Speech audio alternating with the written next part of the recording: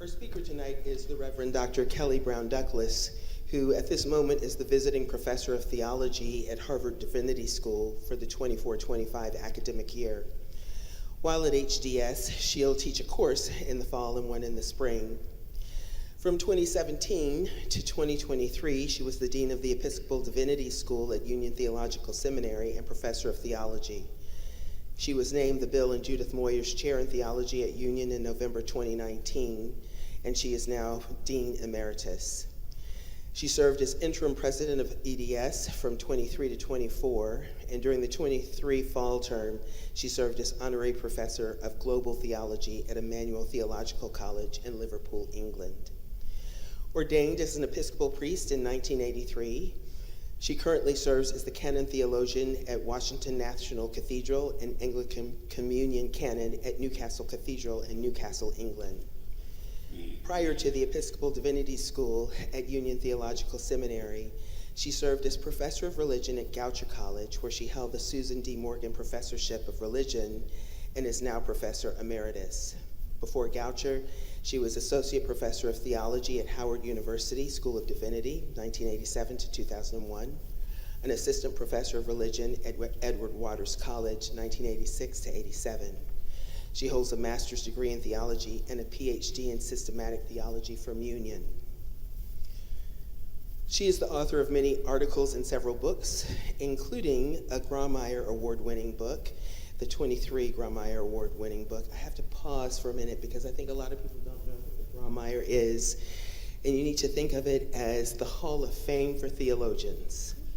You don't get in there unless you have really earned it and you are well thought of and you have written something that really speaks to how people experience the divine. And she's in that kind of luminous group there that sometimes I'm like, I am breathing her air. I have no right or no qualification to be in the same room with her, but she's such a loving and devoted Christian that she tolerates my simpleness, which I'm grateful for. Her academic work is focused on womanist theology, racial justice issues, as well as sexuality in the Black church.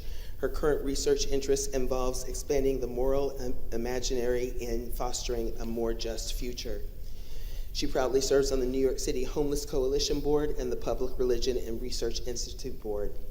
And when I told her I was going to read her entire bio, she goes, oh, no, you can just do a condensed version of that. And I said, not in the times we live in. When a woman and a person and or a person of color or a person who is LGBTQ gets up to speak, we need to read all of their bona fides. We need to claim all of that part of it.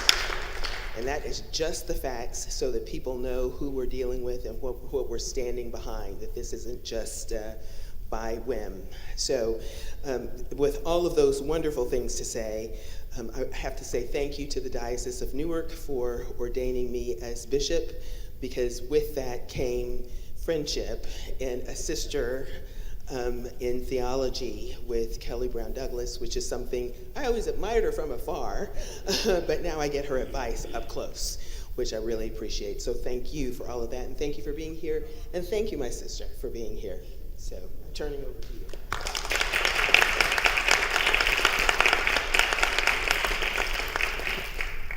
Thank you, my dear sister friend. And first of all, I must say that, oh my goodness, Bishop Carly, you need to breathe better air. Oh my.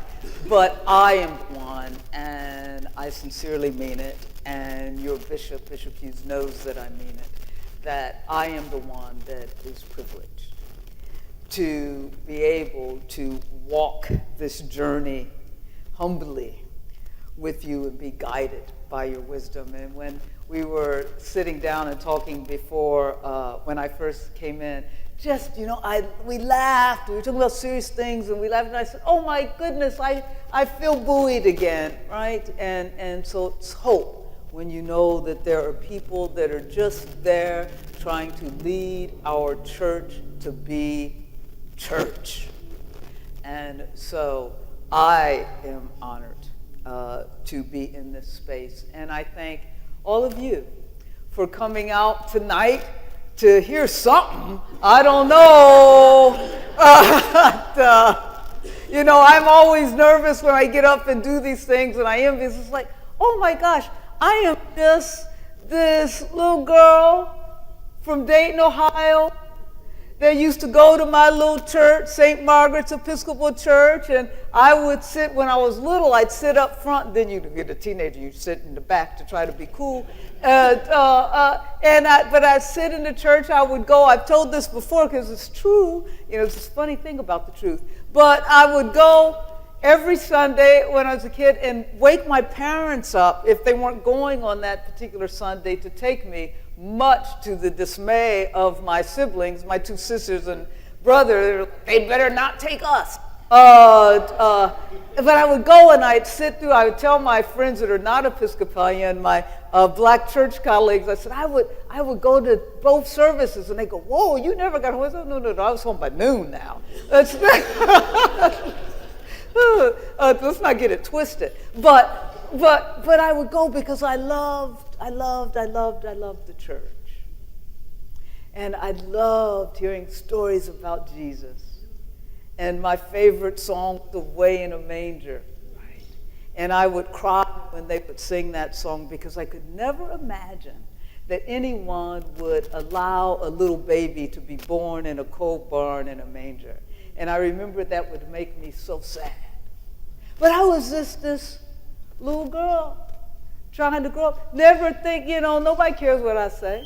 And so I remained humbled and nervous anytime I dare to get up and just simply share, I hope, some considered thoughts, but my quote-unquote theological reflections. When I was a little girl, I didn't even know that the word theology existed, let alone that strange people called theologians were running around. And here I am, one of those strange people now. But advantage of being old is that being a geek is in. So tonight, I want to ask you to sort of walk a journey with me to try and help us to understand who we can be and perhaps ought to be in these times in which we find ourselves. And I want to do that through an understanding of this thing called Christian nationalism. We will see that it is even more accurately called white Christian nationalism, this context in which we find ourselves. And oftentimes, and it's one of the reasons I have served on the House of Bishops Theological Commission, and we were last asked to, and the book is out, to do a study to help our churches to understand what Christian nationalism is, and how indeed we are compelled, if we think that it does not reflect who we are and does not reflect our faith, that we are compelled to say something about it and do something about it. And there is no time more urgent than the present that we do that.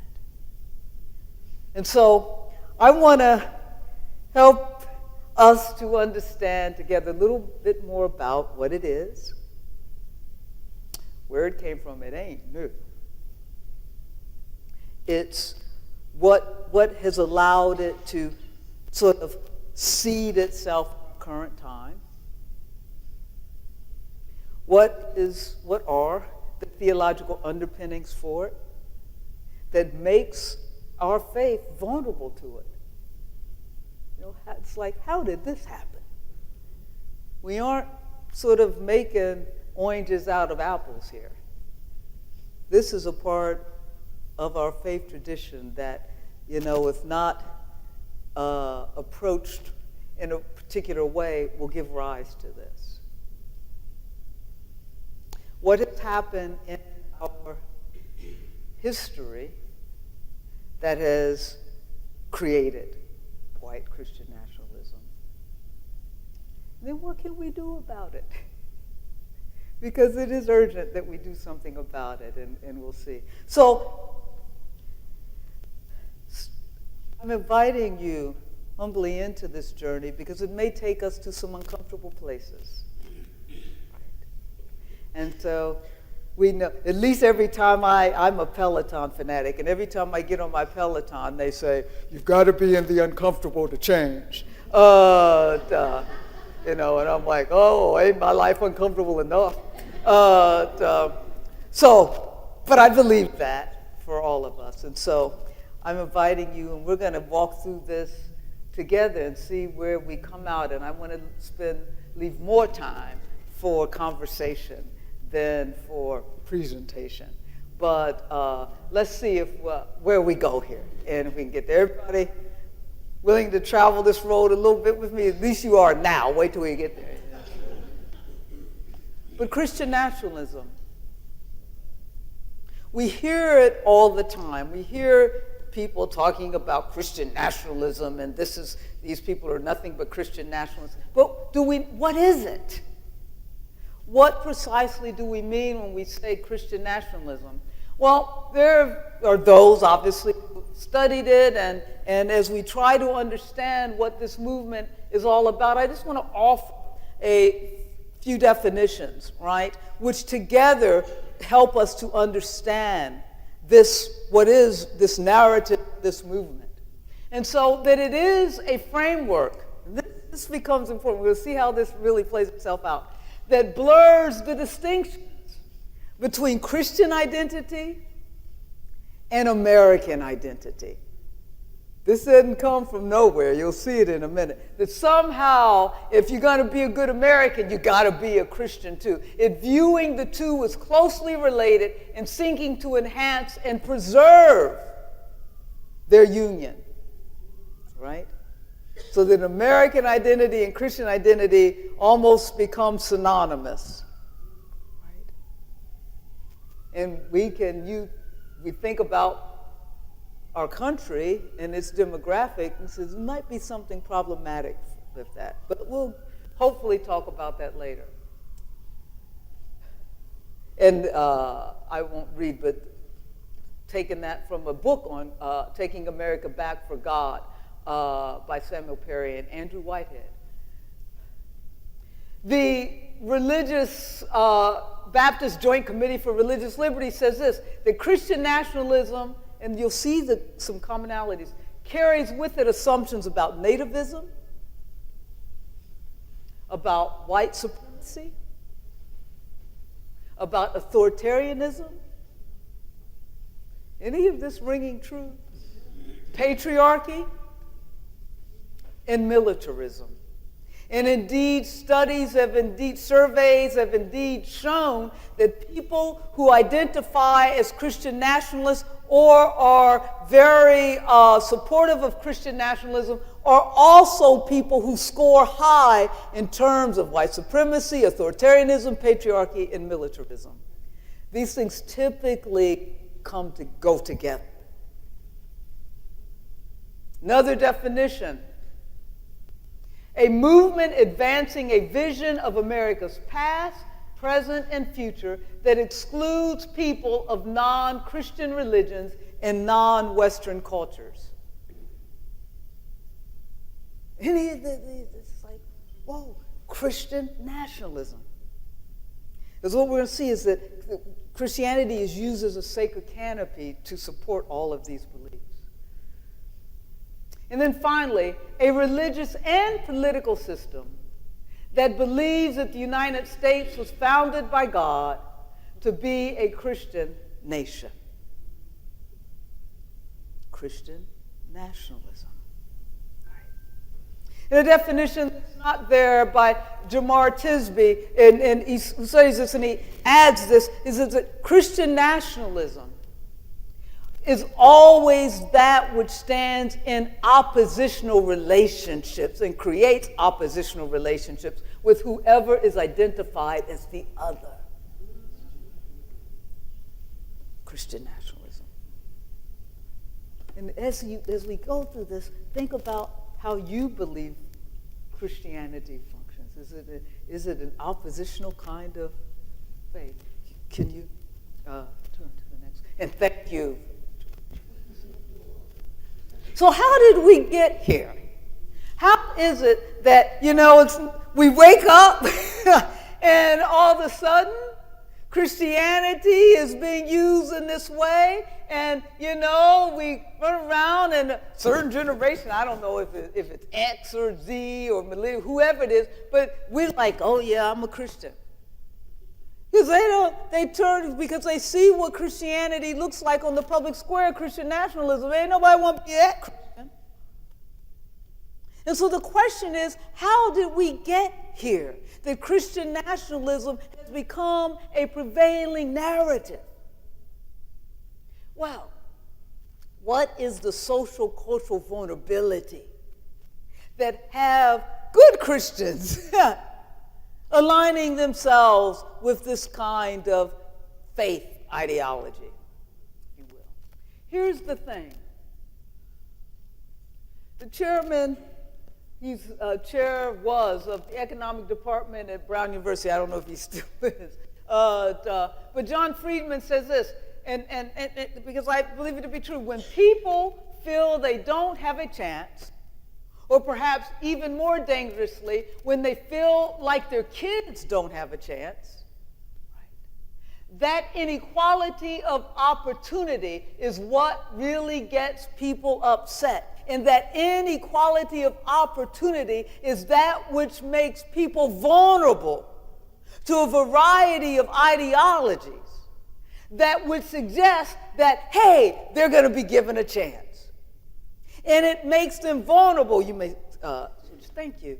It makes them vulnerable to a number of things that allows Christian nationalism to thrive within our social cultural realities and on the public square. When inequality, gross inequality, makes people vulnerable to fear,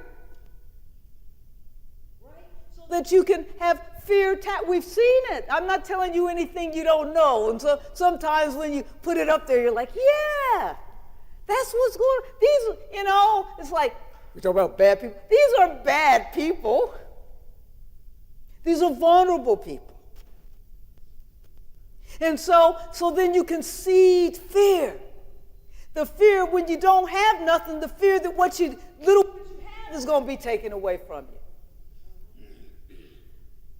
And with fear, then, comes the ability to scapegoat. Well, now, who is it that's taking it away from you? Who are the people that are making it possible, or not possible, rather impossible for you to thrive?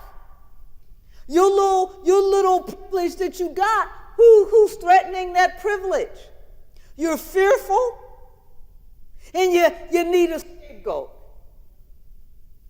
And we see, we can study other countries in history and what has led to some of the realities, and the reality I'm talking about, the World War II realities in certain countries, that all of these things hold true. And then people look for what? Their salvation, a savior, to save them. The root of this, and so fear, scapegoating, salvation, looking for salvation, it again, dropping just another seed for Christian nationalism to flourish, because it begins to provide the answers and responses to these things. The most dangerous threat to a democracy, with all that a democracy stands for in terms of pluralistic religious sort of demographics and all of that, is inequality. That seeds the ground for many things, including Christian nationalism. And so, next slide. And so, Here we are. We have a gross inequality gap. Right? 66 point, see, I don't remember these numbers by heart. You tested me. 66.6%, and I think actually, since I did these numbers, last I saw it was closer to 70%. But 66.6% of the total wealth owned by total wealth is owned by the top 10% of earners. That's like gross inequality. That's an inequality. And when we add factors of race, the gap is even wider, and we know that. The lowest 50% of earners only own 2.6% of the wealth. 50% of earners only own 2.6% of the total wealth in this country. And the wealth gap is even wider when we compare it between whites and blacks in this country. Well, all this is sinful. If it can be doubly sinful, it is doubly sinful. These are the social foundations for something like Christian nationalism to take hold. You all still with me? We all know this. And people tell you, oh, that's a bunch of hogwash. It's true. Top 1% of American earners control more wealth than the nation's entire middle class. This is stunning. Take it in. The top 1% control more wealth than the entire middle class. We ain't talking about poor people. We talking about the middle class. That's stunning. Globally, the same thing holds true. Right? Why are we talking about that? That's the social cultural realities that allow for white Christian nationalism to thrive. Now let's look at the theological realities. Next. As the kids would say, what had happened to Christianity to create this? Because it doesn't come from nowhere. You know how people always say, you can find anything you want to find in the Bible, and that's true. And that's why we have this thing called, at the center of our faith, called Jesus and the crucifixion. We got the cross, and it means something that helps protect us from, these realities emerging, if we take it seriously. But how did we get here? Well, Christianity, you see, this is the theologian part of me, right? I got to make sense of it for myself. But the theological and historical foundations in our faith. Christianity has historically had, as it was emerging in first century Roman world, you know that was a religiously pluralistic world. And many religions had many gods, right? And acknowledged that there were many gods. It was a sort of open universe for many gods.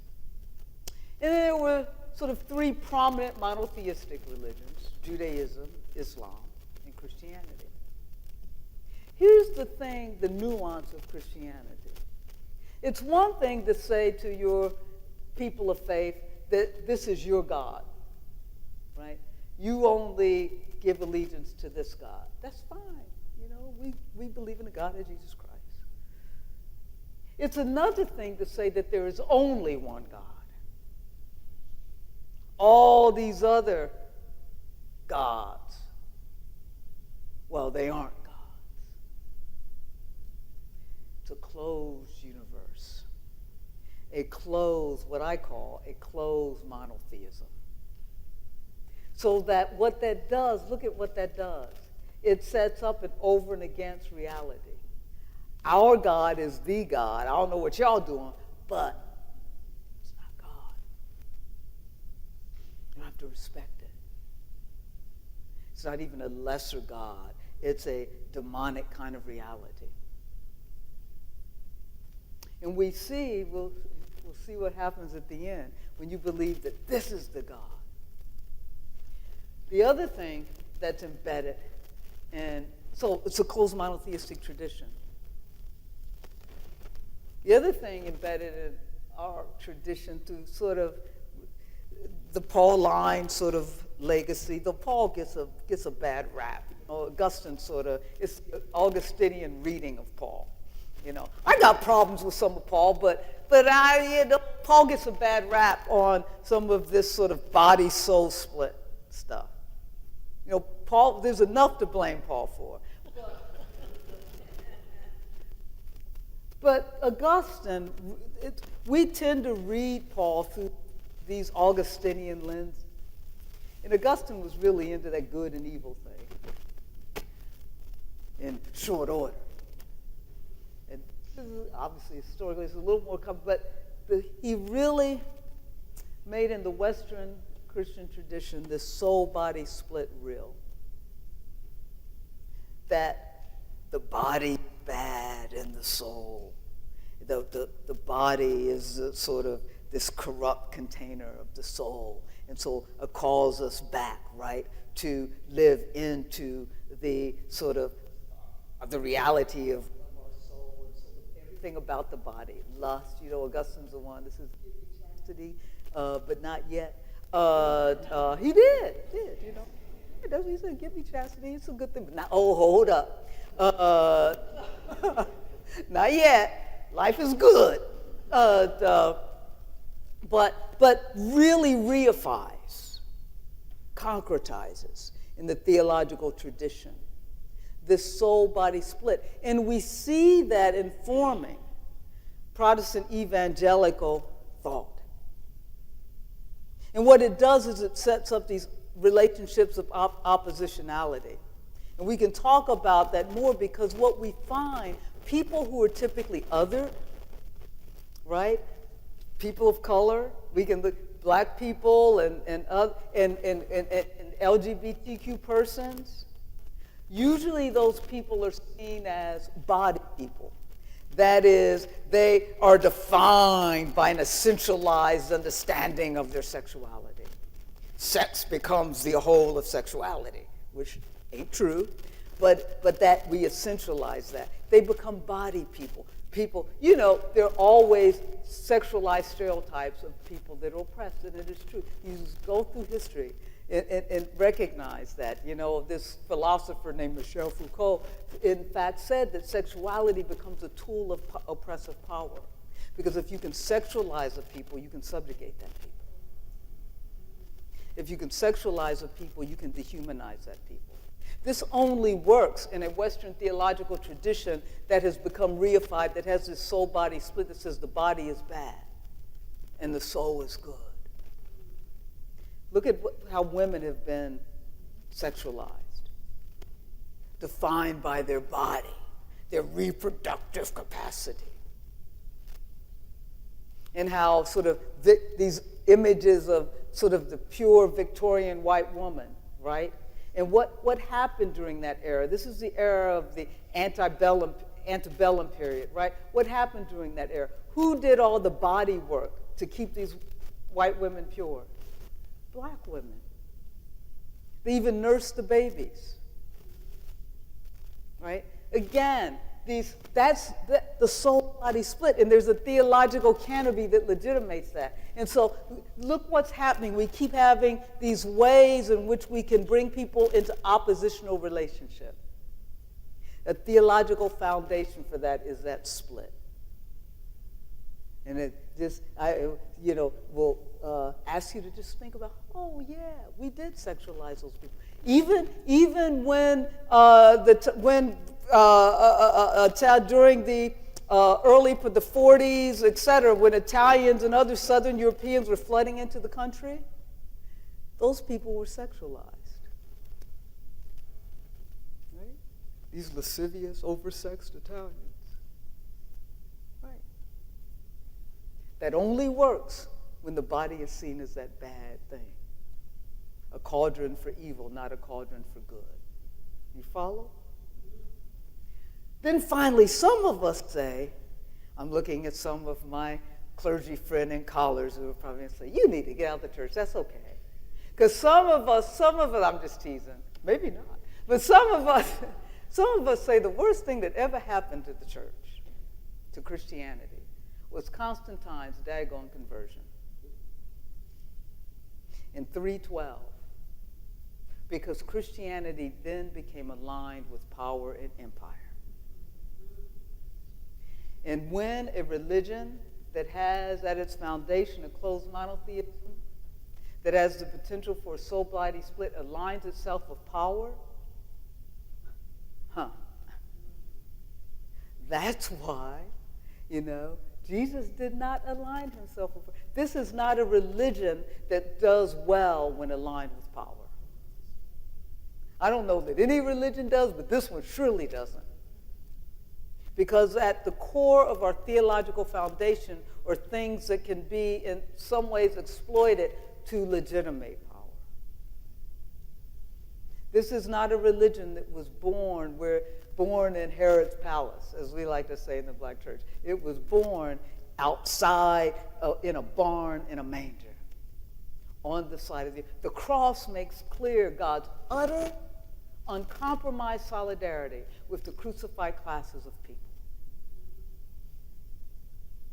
Those in power, religious and political power, colluded to crucify Jesus. Jesus didn't get up off the cross. He could have. He did. Because it solidifies what his ministry was about. I have come to proclaim good news, not to the rich, to the poor. Release to the captives. It's not a religion that was born to collude with power. When Constantine was converted, God bless him, Christianity became then almost instantly a tool of power and empire. That, ergo, the foundation for what has emerged. This isn't the first time, we call it different things, that Christianity has provided a sacred canopy for, a sort of legacy of white supremacy. But something else now has to happen for it, as it comes now into shape in our country, right? And so, did you have a hand up? No? Okay. So, next slide. So that's the theological underpinnings. Everybody with me? Now, the making of white Christian nationalism in the United States. It's like, couldn't we hold that off? We got good folk here, good Christian folk here. How is it that we couldn't hold that off? What happened here to create this reality that is now so real and present for us in this time? Not the first time that it's emerged. And we can talk about this later. Until we uproot things that are in our very foundation, and all the other stuff that I just talked about, like the social cultural vulnerabilities continue to exist. Well, we're always vulnerable to the emergence of Christian nationalism. And in this country, it emerges more times than not, every time it's emerged that I know of, it has emerged as white Christian nationalism. Why? Because two narratives have collided. What I call Anglo-Saxon exceptionalism at the foundation of our country, right in the DNA of our country, and manifest destiny. Let me talk about those briefly in a way. Can we do the next slide? Anglo-Saxon exceptionalism. Where did that come from? And I know how many of you have heard of the Anglo-Saxon myth? Sort of growing up, it's like, yeah, that rings true. It didn't come from nowhere.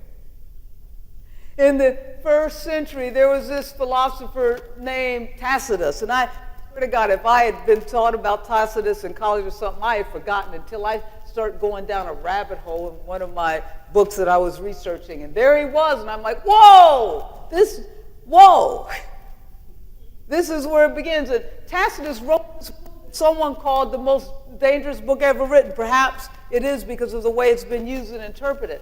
And in this book, Tacitus talked about this group of people that he called Anglo-Saxons in the ancient woods of Germany, in ancient Germany. And he said that these people were a distinct, unmixed race, like none other, right?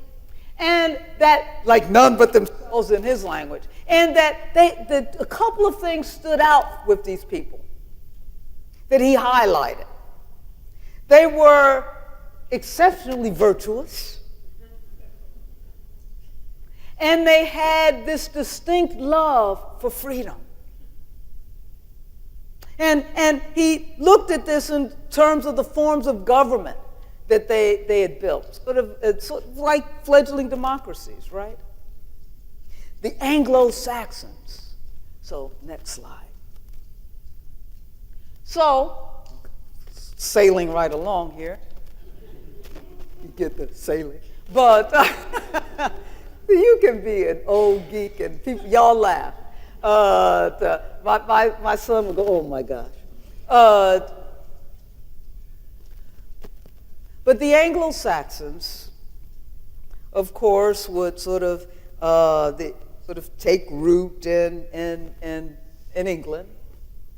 And then you have, of course, the Norman conquest and all that history. Right? And the Puritans and the Pilgrims who emerged from there believed, oh my goodness, that this unmixed race was being tainted. And the virtue and the love of freedom. And everybody wanted to say that they're carrying forth the Anglo-Saxon legacy. Heaven forbid that you weren't an Anglo-Saxon. But someone, they believed, needed to carry forth this legacy. And those Puritans and Pilgrims that came over here saw themselves as the remnant. And the remnant, carrying forth this Anglo-Saxon legacy. And it is unbelievable. I'll show you some unbelievable of how clear they were about that. You can go back and look. I mean, you can find this in these documents in history and look at some of their own documents and the way they describe their own voyage and what they were doing. And so the Mayflower Compact, for instance, they said having undertaken for the glory of God and advancement of the Christian faith and the honor of king and country, a voyage to plant the first colony in the northern parts of Virginia. Now, what's important here is undertaken for the glory of God. They believed their mission to be a divine mission. They were the new Israelites. You can read this all through, and I'm sure many of you have, how they described themselves. This was a divine mission. You go to the next slide. I hope here we go. A divine mission to create a city. You remember this language? A city on the hill.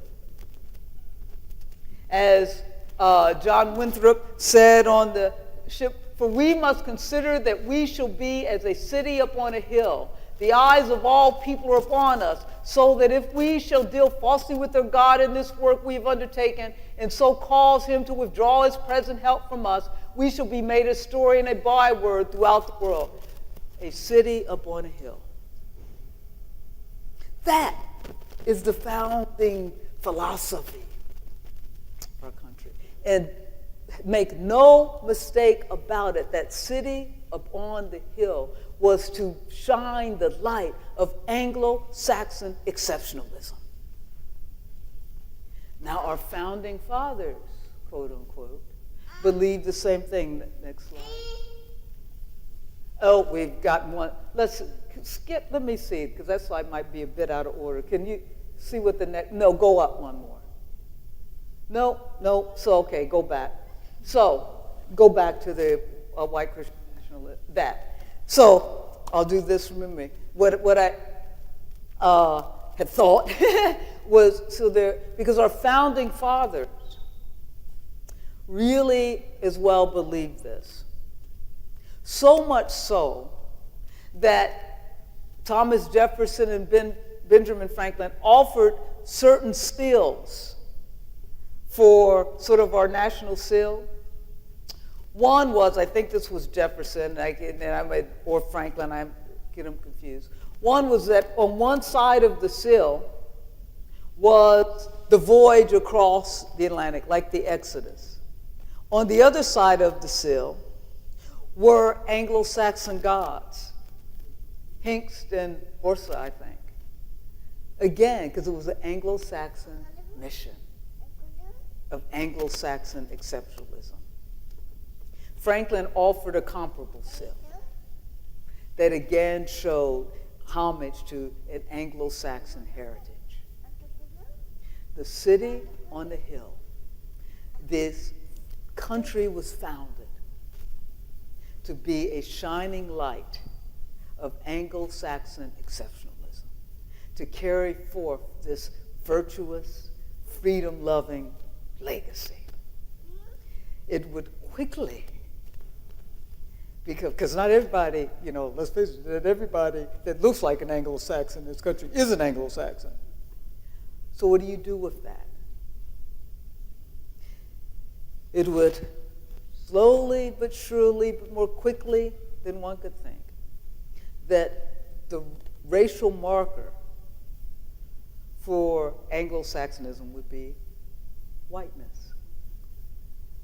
To be white, as Teddy Roosevelt said, was to be Anglo-Saxon enough. Indeed, Roosevelt would say, within 3 generations, we can make white people real Anglo-Saxons. Because there was, fear, all these people come in, they ain't really Anglo-Saxon. But the marker became whiteness. In American exceptionalism, when you hear that term, is synonymous with Anglo-Saxon exceptionalism. You wonder where all this stuff that's going on, like it's in our founding DNA. We got to dig down there and do something about it. But, let me hit myself.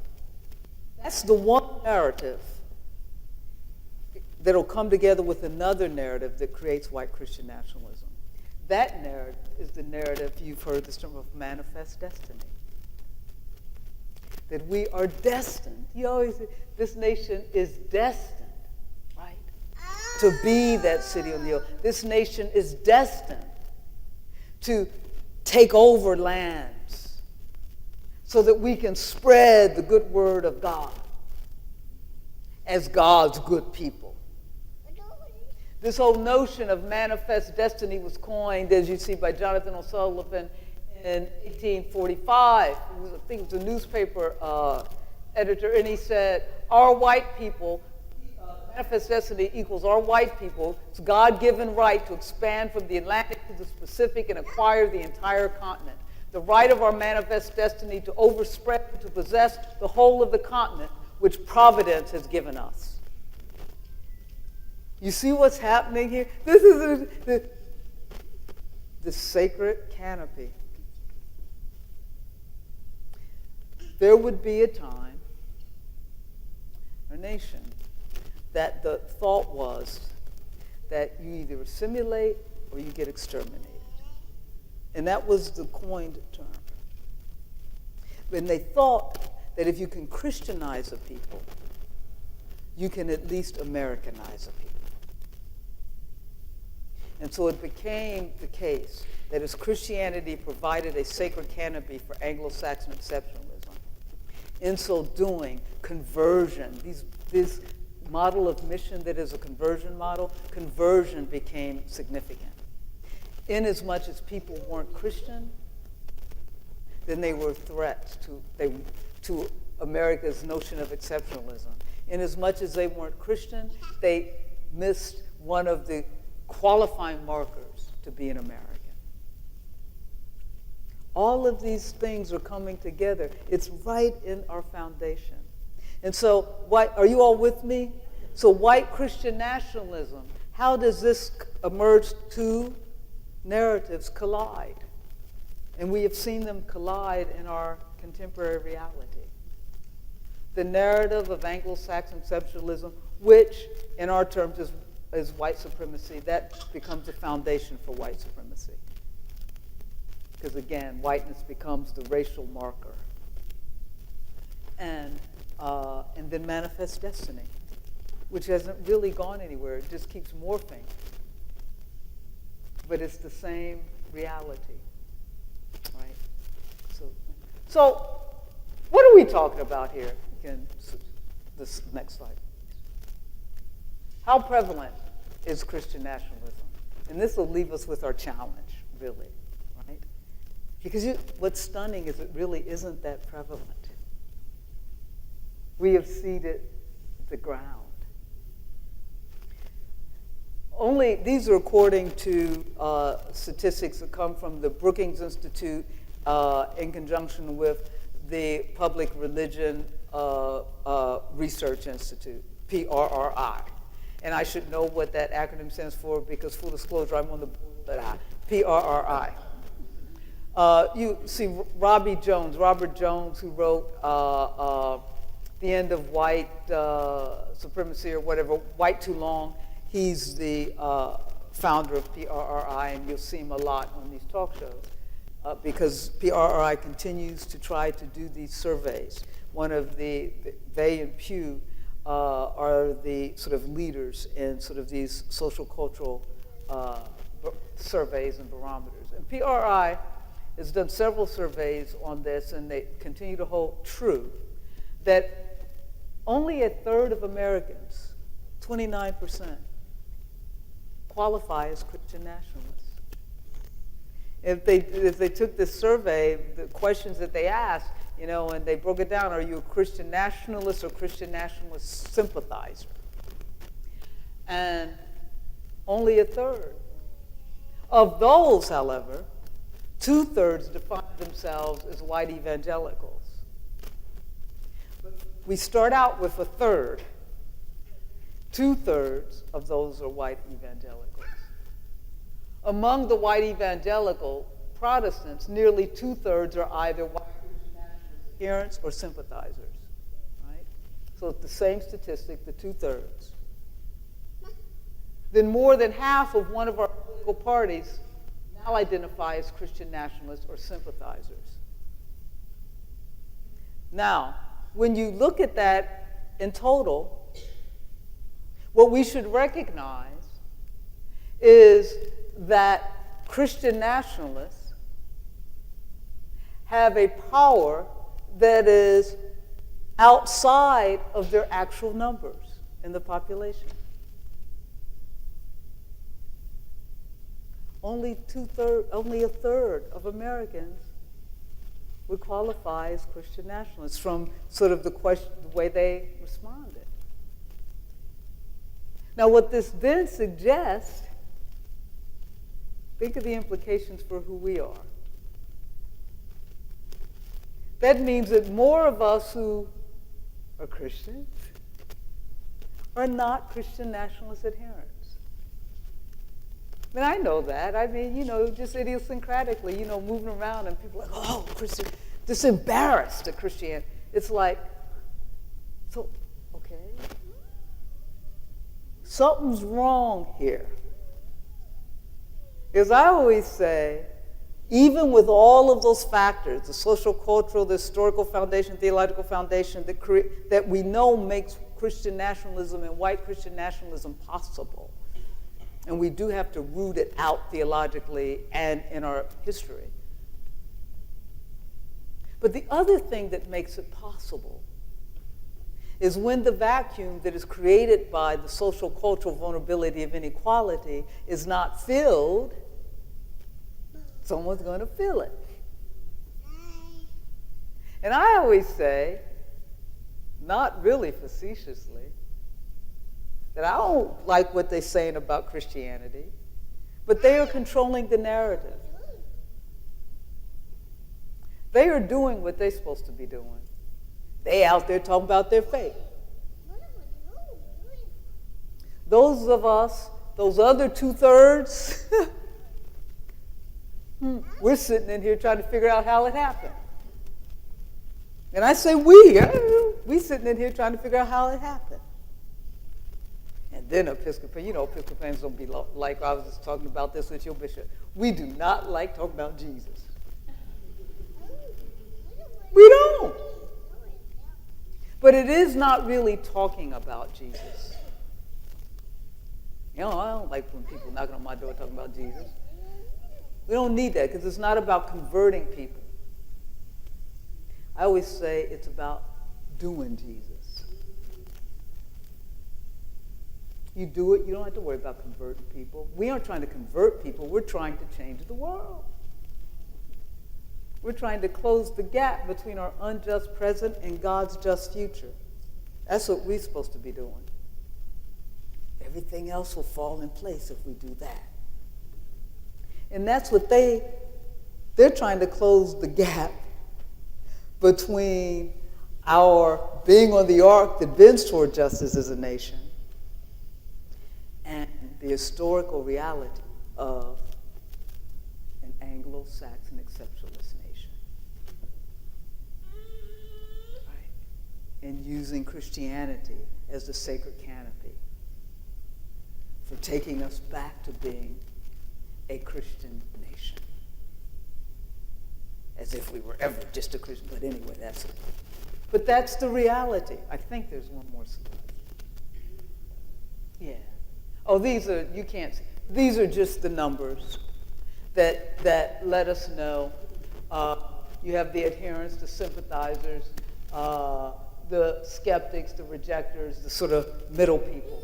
And these numbers, and so you have broken down white evangelical Protestants, other Protestants of color, etc. And it plays out the way in which we've talked about it.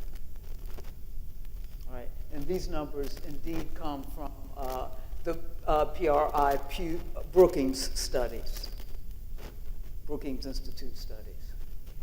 I see you. You have a question?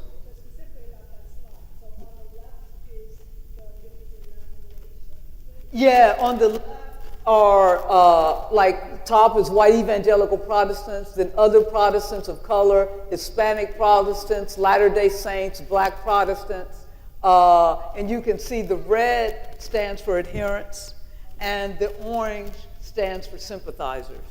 And then the blue is rejectors, etc. The green are skeptics, so people that don't believe in it. And so you can see the white evangelical Protestants, well, they're heavily red and heavily orange. And the blue is like this. Those are the rejectors. And as you go down, you get more blue. But overall, those people up top only make up a third of the American population,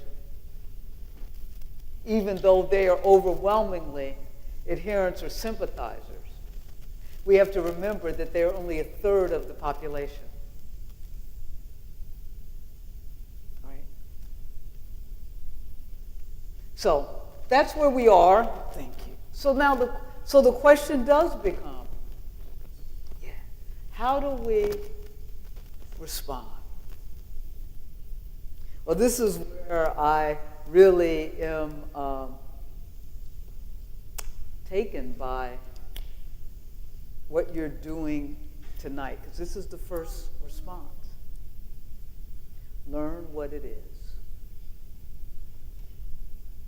Be able to articulate what it is to folks in your pews, to your neighbors. Be able to tell them, this is like this will do. It's outline. Because when you learn what it is, then you are better able to understand, wait a minute, this is not what, you can easily see, this is not what we stand for, that we support as a nation or as a faith. Right? The other thing that we do, there's a reason. There is a reason that we want to Christian nationalist sympathizers and adherents. want to avoid the uncomfortable parts of our history. Because when you do that, then we can project the nation as a Christian and white nation. If we only tell a part of the story, it becomes then our church's responsibility. So we can do this in Sunday school and Bible studies to tell the stories that aren't being told. If we expect the next generation to be better than we are in enacting a more just society, then we have to tell a different story of our history. Otherwise, it will not be better than we are. So how do we do that? A theologian, Karl Barth, who many of you know the name, used to say that we must put the Bible in one hand and the newspaper in the other and bring them into conversation. I think he was right. Who knew that I would think Karl Barth was right? But I do. And I think that we have to put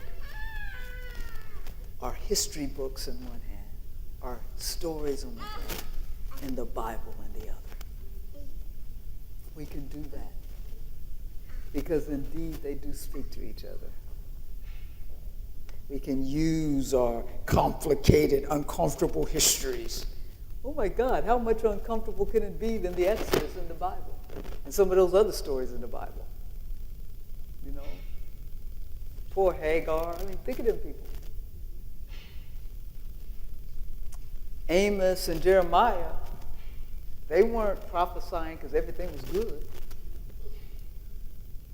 Look how we can put our history into conversation with the Bible, that will open the Bible up, even as it opens us up, and calls us, as they did, to be the more. Right? That's how you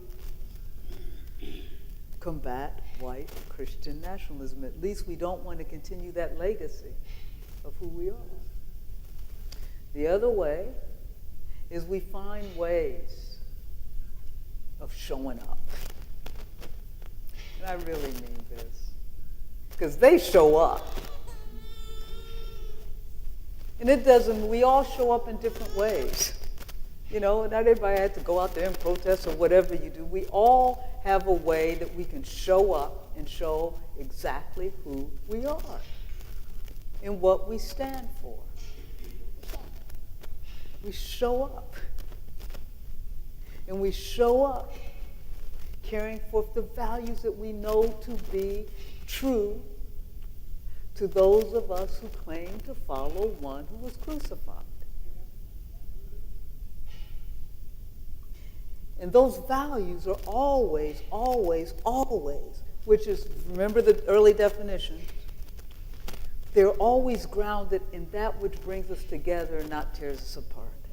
They're always, always, always grounded in love. A love that does not create relationships of oppositionality, does not make enemies of one another. That sounds simple and it sounds sort of cliche, but everything that's cliche isn't untrue. And I got to talk more about that, so I'm just highlights. So we have to show up as who we are. And not be afraid to do that, to speak our values. You know, it's not about being politically partisan, or as the former Archbishop of Canterbury, Justin Welby, said, that Jesus wasn't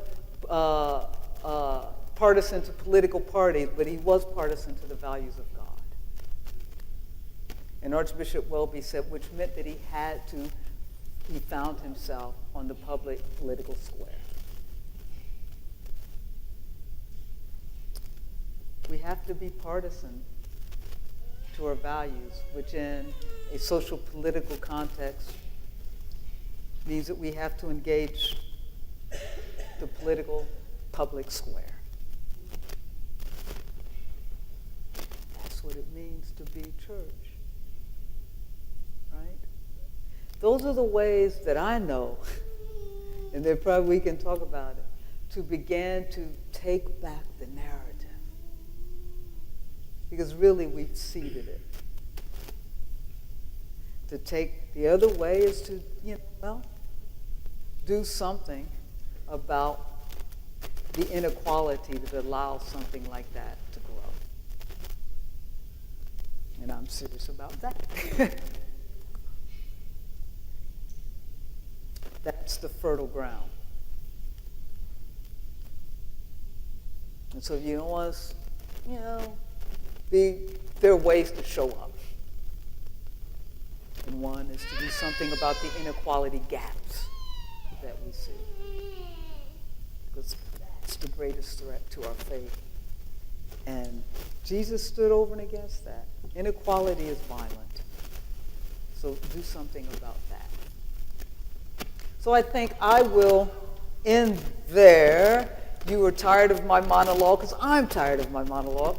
But really, thank you. And I want to open it up to questions, conversation. I'm looking at Bishop Hughes and seeing what we got here. Yeah. So yes. I think one way. And please tell me. I'm Elaine Ellis Thomas. I'm director at All Saints and Co-Vote. Thank you. And we've met many years ago. One way of upholding this Anglo-Saxon supremacy, shining city on a hill narrative is, you said, we ignore the bad parts, but we don't just ignore them, we make up fictions. And then we repeat them enough so that people believe them. I'm thinking specifically of the Lost Cause narrative. I grew up in the South. Yep. That's in the soil. And that becomes our heroic myth. That's right. And these men on horseback, white men on horseback become the upholders of that narrative. And it's deep. And so when you see Confederate flags being paraded through the Capitol, that's not by accident. Yeah, and the problem with that, yes. And this is why we have to excavate, if you will, that history. And we have to really confront that history. Because if we don't root it out, it keeps coming back. This is and it is back, because the lost cause narrative is now morphed into what we got. And one of the things that Samuel Perry and Andrew Whitehead, one of the first definitions, showing you, sort of the cover of their book has the flag coming together with the cross. That's nationalism. That's white Christian nationalism. And some of the early manifestations of that, of course, are the lost cause narrative, right? And it's why I also, as Bishop Hughes in her bio said, I also work at the Washington National Cathedral, and it's why we took out those windows, those vexing little windows, but because they were put in there by the Daughters of the Confederacy, so that there was indeed a sacred canopy that legitimated the lost cause narrative. Now, the interesting thing is, they resided there for some 70-odd years, right? And people didn't know the story that got them in there. And until we could tell the truth of that story, it was hard to get them out of there. And that's the truth. So the little task force to try to get them out of there. So it was like my first year during the cathedral, and I'm like, oh, Lord. I didn't even know they were there. But it was hard to get them out because people didn't know the truth of what got them in. And then the truth of the lost cause narrative. And then once that story was told, we faced into those windows. We said the task force said, because we were on the task force, we realized that we were talking about issues that we weren't being talked about before in the cathedral on the task force. We said, we got to invite the cathedral into this, the congregation into this conversation. So let's keep the windows and let's take the Confederate flag out. So we did. We took the panes with the Confederate flag out and put in blank panes. I said, I can't be looking at no Confederate flags now. So we took those out, but we faced into the windows, which meant we faced in and confronted the history. The history that the windows told, the history that the windows didn't tell, not only about who we were as a nation, but by who the cathedral was. Like, how did the cathedral let them get in there, and how did the cathedral keep them there for 70-odd years? Once we faced into the history, the good, the bad, and the ugly of the history, and understood that these stained glass windows placed a sacred canopy over this story, it became easy to get them out. People were like, yeah, get these things. Are they gone yet? And really. And so but it took that journey. And so you're right, that telling the truth. And that's why many of our dioceses and churches are, sort of a part of reparation projects and other things, are being encouraged, at the National Church has encouraged us to begin to discover our histories and tell the truth about those histories. And so that's what I say here. If we know this stuff, like, what keeps feeding it and fueling it?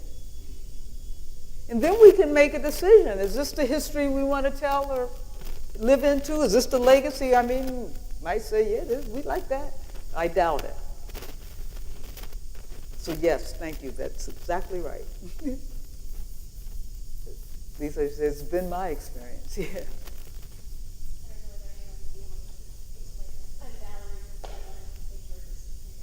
Hi. And it's really nice to see you in person. I've seen so many things online. Now it's like, whoa, look at Thank you. But where you started, this point of inequality undermines democracy. And when you look at where we are, this is going to sound political, so forgive me, but those who are that lower 50%, economically, educationally, et cetera, are not having historical, theological conversations. Right. with their and if you look at our country as a whole, the enormous swath of who votes not in their interest, but because they've been swayed by those in power who are not acting in their interests and continue the divisions, means, to my mind, we have to find some way to bridge that gap. Agreed. But here I sit, East Coast elite. Agreed. Any insights as to how the dialogue begins across those economic, cultural divisions? Yeah, that is such a good question. And it is really so reflective of where we are. And I don't know that I have the big answer. A couple things I'll say. One, when it hit me that we have this information gap in the way we are all siloed. I had to go, I was in Chicago doing something, and I had to go, I think, to Butler or Valparaiso, somewhere in Indiana. And it was easier to get there, fly into Chicago, and I was already, and to drive to Indiana. I'm originally from the Midwest. I'm from Dayton, Ohio. Great place to be from. And so, as I was driving, and this was right after the 2016 election, and this was when there was the narrative that there were caravans of immigrants charging across the border, and they were all criminals, etc. And that narrative was strong.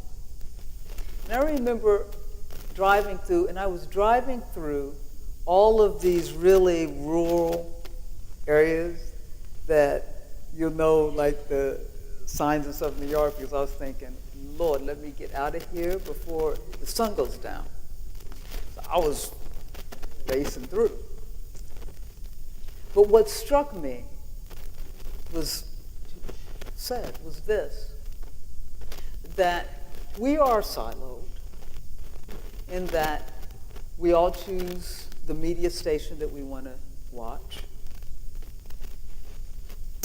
We're around folks that hold similar values.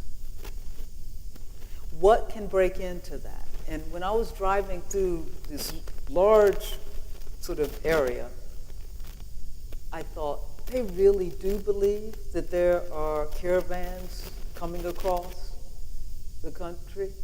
And of course I thought, and if they were, they wouldn't be coming here, but they really believe that. It's not their fault. And there's nothing to break into that. They aren't around, like Butler or Valparaiso, wherever I was going, was too far away. They aren't around, they aren't in a university setting where you can naturally get, when you're in a university setting, you get that dialogue. And they're just with their neighbors. And so they're all in this little alternate reality. How do you break into that? And, long ago, I can't think of this man's name now, and some of you might remember it, the book where he said we have two Americas, and he was talking about racialized America. But we do have two Americas that aren't strictly defined by race. It's defined by inequalities, right? And that's what allows for fear, scapegoating, et cetera, to take place. And so I don't know, except, and I think of who we are as faith communities, church communities, that there has to be an intentionality of partnering with churches that are different than us, right? That what happens if we said, say, let's come together, let's do, Bible, something together, that somehow to bring people into natural conversation with one another, right? And churches can do that, right? And churches can do that in a way that's doesn't seem threatening, right? And so, because I don't know, because you're right. And that you can't blame people for what they believe to be true when they think they're getting the truth and there's nothing that breaks into it. That also holds sway for us, right? That there has to be an intentionality of talking to people and putting ourselves I'm not going to put myself on the extreme. We can't get the extremes. But there is, sort of coming together has to start from the middle out. And you're not going to move the extremes. But we have to we have to always make sure that we aren't as siloed as we're accusing other people of being. Right? The other thing that I say, because this is the gospel, this is the cross, because people probably often hear me say some things that, we got a daggone cross at the center of our faith, let's act like it. And one of the things that breaks us out of our own comfortable realities is that the cross makes clear, as Jesus makes clear, that if we are ever to get to that just future that is God's, that it has to begin with those who are on the underside of justice. It has to be. Otherwise, we mistake justice for privilege. And we continue to reproduce an unjust society and systems and structures, right? Now, so we have to be intentional about listening to the voices of those people on the underside, right? And our ministries have to respond to that, right? It cannot be about protecting our privileges. It has to be about listening to those people on the other side, and that's what I mean by doing something about the inequality gap. Otherwise, I just don't, your question is so good, because this is the world we're in. And when you have that, then people can, I've just shown you that, can exploit that. And they know that they're exploiting that. And they exploit that. And so the other thing that I will say is it has to happen one by one. And I really do mean that. It has to happen one by one. You know, some of you got some of them people in your families, or you meet them people in places that I might not meet them. And it has to happen one by one. And we do know that that's when a lot of change happens, one by one, right? When people like me say, oh, you ain't that bad after all, right? And, right. They might start out saying, well, you ain't like, because people have said this when I was in college and stuff or other places, people would say, well, you ain't like the rest of them, and I'm like, well, who's them? Right? Is that supposed to be a compliment or something? But it will, and unfortunately, people still say that. I'm sure you've gotten that picture. You ain't like the rest of them. Or people have said, don't act like the rest of them. Right? You wanted, that's another, you wanted the good ones. I wish more of y'all would like you. And I would say, the good one or what? This is not a compliment. But it can get you in the door. And that's what I mean. It can get you in the door, right? And I do think, these quote-unquote conversion things happen one by one. And it seems slow, but it's not slow, because then it spreads out. Then they'll go tell somebody, well, I met a good one. Think there are any more good ones? You all laugh. You got to laugh to keep from crying, because I do. I had to go home and say, Lord, have mercy, and I just laugh. It's funny. But, because you got to laugh. But the point is, the more serious point is that I'm making is just that. It happens in those interactions. Yes, we're at the time. One more. There's a question. You have to close. Hold it, but this way we can hear it out. Oh. Now she's not going to ask it, Father George. So stop me if we're here about Christianity and Christian nationalism in the cathedral. Okay, speak a little bit louder. So we're here about Christian nationalism and Christianity, and we're all from the diocese. If I'm making this too political, just stop me. This was so helpful for me to hear your perspective. For me, it's the basis of, you just said, how do we get where we are? So now I'm understanding a little more what Christian nationalism is. So as I listened to you, I said to myself, but didn't this always exist? And you said it always existed. So I had a revelation, and tell me if you, that it always existed, but maybe what made it tip, and this is just, I am not a historian at all. In 2008, we elected a president of color. And just around that time, there was the internet, but 2007 is when we all got one of these in our hands. So that everything just it was like a perfect storm. So that was and the reason I'm saying this is because the question came up, how do we begin, what do we do? So if that was the catalyst to get us where we are, there's another catalyst for us to get where we need to go. So what is that, and how do we do that? That's the way you presented it. This was just so helpful for me, just a big picture, thinking about things, and I'm struggling to see what the big picture is. Yeah, in my mind, the only way to change anything really is the two elections coming up. It all comes down to that. There's nothing we can do other than, but while we're working on that, what do we do? Well, yes. First of all, everything's local, and so we need to get involved in our local communities, right? Because people's lives aren't impacted in the clouds. People, I was talking to the bishop, real people are being impacted by what's going on right now. So we have to stay engaged locally.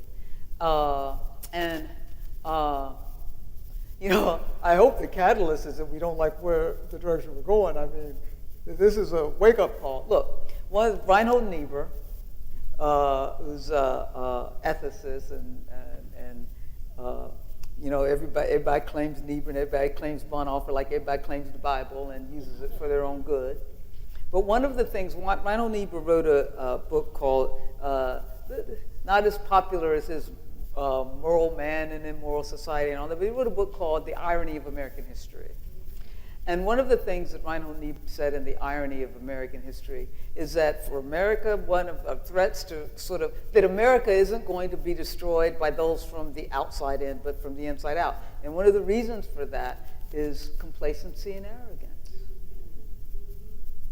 I would dare say we aren't complacent anymore. And we don't think, well, let's hope not, huh? Or at least that we aren't, that same arrogance that thought it can't happen to us. And, you know, Niebuhr talked theologically about, you know, that, well, we've bought into this, that you're good or you're bad, but he said it's the paradox of good and evil always exist together. The other thing you said that I'll speak briefly to, you talked about, yes, first of all, social media and technology accelerates everything, right? And people get in their own little rabbit holes on social media. And social media, there's no check for that. There's no immediate check for that. And people, you know, I always tell my students, anything that has pedia at the end, do not think that it should go in a research paper. But there's no safeguard on social media, we know that. And so that accelerates the good and the bad. The other thing about our history that is right, that you pointed to, and it's just an historical fact, and we can think about it. Anytime African Americans have moved closer toward freedom, this is an historical pattern that I've written about way before this, and others have written about. There has always been a backlash. Always been. That backlash is trying to pull back to that DNA, that Anglo-Saxon DNA. And so we saw the backlash after the Reconstruction. It threatens that identity, right? And so we saw the backlash after Reconstruction, right? You know, and that's when you had the emergence of all these Jim Crow laws, the KKK and all them people really emerged. We saw the backlash after the Civil Rights Movement, law and order, Nixon's law and order, and we saw what happened. And we saw a proportionate backlash after the election of a black president. So that was historically predictable, the backlash. I'm not sure that we understood the full consequences of what that would look like in 21st century America. It wouldn't have probably lit up so quickly, been so viral so quickly. I don't know. But that's the historical pattern. And so we really have to decide what direction we want to go. I always say that America, W.B. Du Bois talked about two warring souls, the warring soul in African Americans. America is like a warring soul. On the one hand, we say the freedom and justice for all. And then on the other hand, we have this narrative of Anglo-Saxon exceptionalism. And we've got to figure out who we are. But the church's soul should never be warring. The church's soul should never be warring. Our soul is that which connects us. Our soul is that which connects us to that which is transcendent to God. Right? And so we have to step into that and simply be who we are. And I don't know, we didn't get here overnight, we aren't going to get out of here overnight. You know, we can't be, God's justice manifests itself when we show up doing justice. And so we just have to show up and be who we are in the places where we are, and things are local, and things do happen. And then we have to encourage people, and this is to reflect their values. And I always say this, people probably heard me say this, when we do what we do, when we support what we support, the laws, policies, whatever. My litmus test for me is, I call it the reverse golden rule. Maybe it's not the reverse. The golden rule, do unto others as you would have them do unto you. I always say, do not withhold from another that which you would not want withheld from yourself. How many of you in here want decent housing? How many of you want not just a job to survive, but a job that will help you thrive? How many of you want health care? Right? How many of you want to, feel safe? How many of you want to feel affirmed so that you can live into the fullness of whomever you were created to be? I take this to places that, I don't know why sometimes people invite me to places. It's like, well, what do you think you're going to get? But sometimes it's stunning. It is. The stories ain't as funny to me. But, it's like people get all mad. And I'm like, you invited me. You can Google it. Right, just Google me. You'll see. No, don't bring her. But even when I'm in those audiences, which I have been, it's like, ooh. But everyone raises their hand to all those things. And then I say, then don't withhold from another that which you would not want withheld from yourself.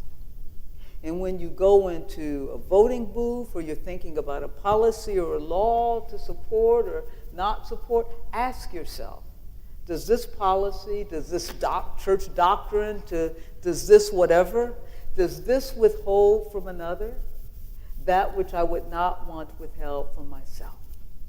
And if it does, then that tells you what you ought to do. And so our task is to go about creating a world and a society, a community, and a church that doesn't withhold from another that which we would not want withheld from ourselves. That's, as I always say, that's all I got to help. And really, yeah. Two more? The last one? Okay. Hi, Dr. Brown Douglas. Hello. I am Toby Odubeck, and it's been so great to hear from you this evening, and I think you, threaded a lot of things historically for me, as it sounds like for a lot of us. One thing I am wondering about, is to get into a bit more of the conversation that you were talking about the body-soul duality, dichotomy, whatever you want to call it. I feel like in the scientific tradition, we talk a lot about the philosophical as well, the mind-body problem as yes, well. I that's feel like right. these are things that go pre-biblical conversations that go way, way back. And I wonder how biblically or theologically we can reconcile that issue, if you will, of, like you were talking about, sort of demonizing the body and exalting the soul, which you, I think, attribute, at least in part, to maybe a Pauline reading of certain things. Like, what do we see that can sort of push back on all of that? Yeah, and first of all, you're right, and it goes back because I've talked about that. I've written about it extensively in a book called What's Faith Got to Do with It? And I talk about it more reflecting what you're talking about. It comes down to us through Paul, but it's a Platonic split. It's a Platonic dualism, right? That begins to shape the Western, not only theological imagination, but intellectual imagination. It's the mind-body split. It's reason over the body, etc. And people who are, one of the ways to oppress people is to say they are not people of reason. They are people, right? All of those things. That's the mind-body-soul split. And it is, and we begin to see this Hellenistic influence early on in Christianity and with Paul, right? But the Bible does speak to it. It's a binary. And here's the thing that we know. And for Christians, wow, we've got something at the center that defies binaries. I'll tell you what that is. But here's what we know. God's daggone creation is not binary. There is no aspect of God's creation that is binary, from the human to the non-human. It's not a binary creation. And inasmuch as God is reflected in God's very creation, God is not binary. Now, how do we know? Christianity, I know, it's like the Trinity. Who understands that? But the thing is, I always say, wow, sometimes they come up with something that speaks truth. Because the Trinity is people giving expression to the way in which they experienced God, right? And it is, at least, is a Trinitarian God, Creator, Redeemer, Sustainer, Father, Son, and Spirit. But that defies a binary. The center of our faith, as much as it is Trinitarian, tells us that any binary relationality is not reflective of the God of Jesus Christ.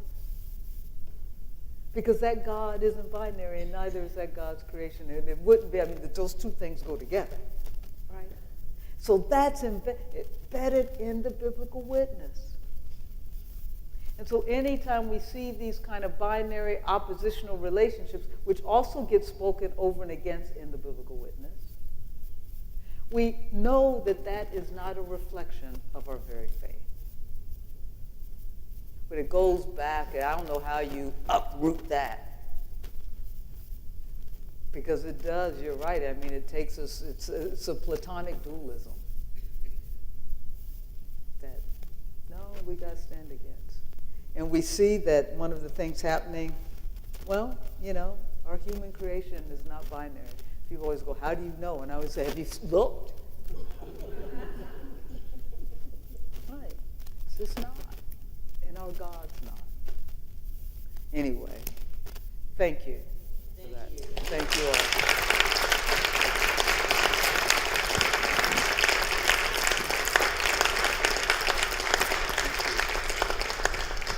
I want to say a quick thank you to a few people, Father George and the folks here at Trinity and St. Philip's Cathedral. Thank you for being our host tonight. I want to say thank you to Andy Alivo, who is the one that spent the many months, and it was many months, of determining who the speakers would be and then chasing down the people that do their scheduling. He was very faithful and persevered and did all of that for us, so I'm grateful to Father Andy Alivo. Thank you. And there are many members of the 150th anniversary committee that are here. And if you would stand so we could thank you for all that you have delivered so far.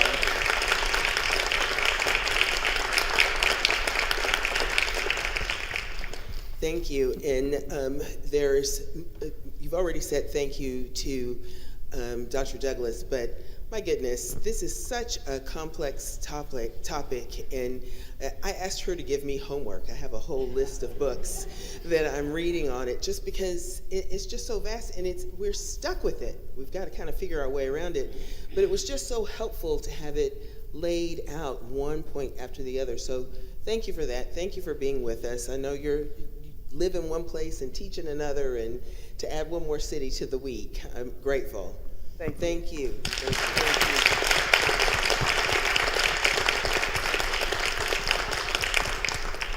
All right, God bless you, each and every one. Glad you were here tonight. Thank you.